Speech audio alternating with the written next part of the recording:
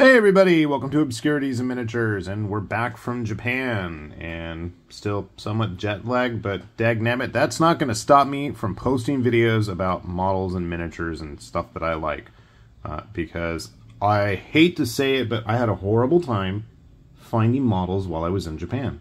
And lo and behold, literally as soon as I got home, and I go to the supermarket, because we always go to like the Japanese supermarkets anyways, boom! We find some 30-minute mission figures. And I haven't built any of these, literally yet. Never. Never have I built a 30-minute mission figure. And they've been around for a while now. And I mean, I know one of the big selling points is their whole modular nature and how you can combine them all together and stuff. And I mean, I've done like the 30-minute sisters, which is kind of a sideline. But not only did I get one, but I got two. So we've got a Forestieri 01, which is kind of like in winter type colors, and gives me a very Zoids, early Zoids vibe. Starriers, you want to get really obscure. The Tomy toy line that had kind of similarly themed heads with little 1/72nd scale metallic silver dudes in them. But yeah, I saw this and and even like with the little drone, I don't know why, I kept thinking Starriers and early Zoids. But you can see here they've got like examples of how you can customize. And of course, Bandai sells all sorts of extra add-ons that you can purchase separately to do just that. And I think the idea was the whole 30-minute mission thingy about their name was so that you could, you know, get it built within 30 minutes. We'll see if that's the case. So that's our Forestieri, and our Spinatia is a more feminine style one, of which there are a couple, because this is like, what, number 39, and I believe this is kit number 46, so the line's been going for a bit. And like I said, there's all kinds of extra add-ons, and I want to say they're probably cross-compatible with the sister kits. Again, which I've never built any of these. I know my brother's got a bunch. I've seen plenty out in the wild, and they have some really neat ones coming out, I saw. Like rideable ones for the figures, like these can sit in pilot inside of, which was kind of cool. You can see here, and they have a bunch of extra add-on parts with her. So who knows, maybe I'll actually end up buying some of those add-on sets and give it a try. So that's it, that's the contents right there. We've got, what, 6 sprues? That's not too bad. 3 in white-ish colors, 2 reds and 1 gray. I'm not even going to spend too much time going over that with you guys. You can see that everything is bilingual in English and in Japanese, obviously, and they kind of break down where all the parts are. Interesting. Trying to aim. Parts for each section are laid out together. Huh. That's something I've been wanting to see for a long time. And then they get into the whole customized bit, and there's like the samurai parts.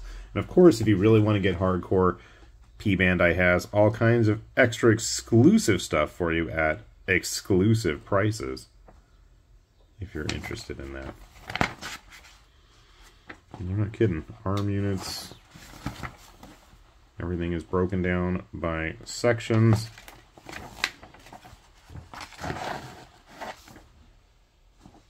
Showing you the pieces you need. Kind of neat, kind of nice. Gives you a couple examples of what you can do with the bits. Let's take a look at the Forestieri.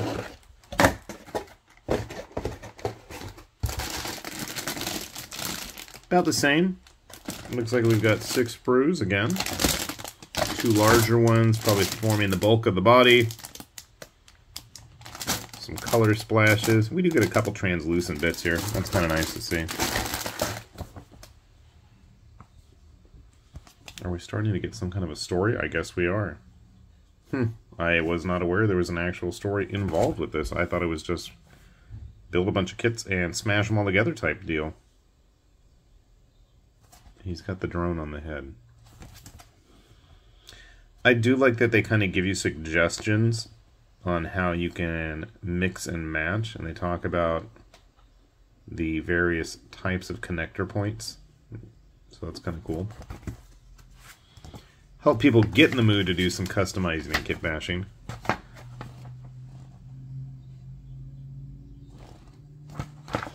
This doesn't seem as extensive of explanation as our Spinadia.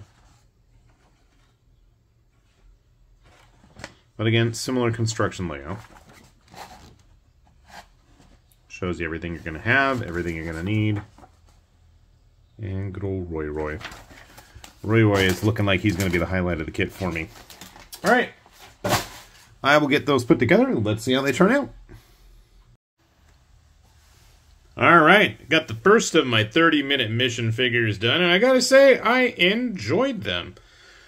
So here we have the Forestieri Starriers Zoid inspired guy, and I mean he's not a bad little kit. They're obviously really flexible, and you know, all the little hard points all over the body are able to do stuff. You can store his gun on his back, you can store his little octopi drone friend. He's a little bit smaller than the Spinadia, if I'm saying that right. I mean, you can see there's a significant difference in the size, and again, all of her armor parts, you know, if we really wanted, we can actually go and stick them all over the Forestieri.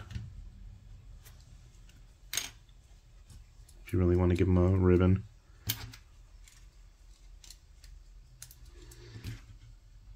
But I mean, that's the charm of this line. Obviously, you can customize to your heart's content, and I'm definitely going to have to go grab myself some of the custom part sets, but naturally they're like impossible to find, so that's going to take some sleuthing around online most likely, but I don't really mind. If you're curious how big they are, the first thing I thought of was the 30-minute sister kits, which are a bit more money than the 30-minute mission figures. And stupidly, I forgot to time myself how long it took to build these. I can't believe it. What a shame. So we have our 30-minute... I mean, they're all comparable in size, I guess. She falls over here. What's crazy is I think she was cheaper than the Forestieri.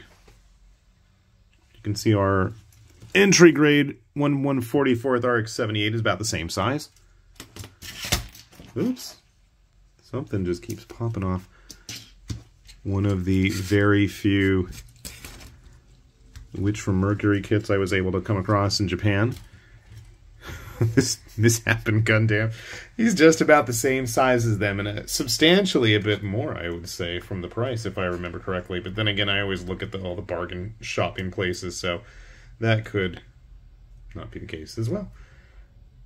Grabbing a couple other random figures if you're curious. Found one of my armored puppets from number 57, the Ryuen. I thought these were going to be a little bit bigger, or at least these were going to be a little bit smaller. For some reason, I thought they might be compatible, but actually, I don't know, their hard points might be. Hexagear figure. Also very compatible with its own line. I was hoping for a little bit of cross-compatibility, but I don't think that's going to happen there. So it's a nice size kit, and I gotta say, for the price, and that's obviously one of the most important bits there, is the price for these were way under 20 bucks, and they probably are going to be comparable if you're in Japan or using Japanese prices. Obviously, there's a lot of spots, like you can see on the shoulder pads.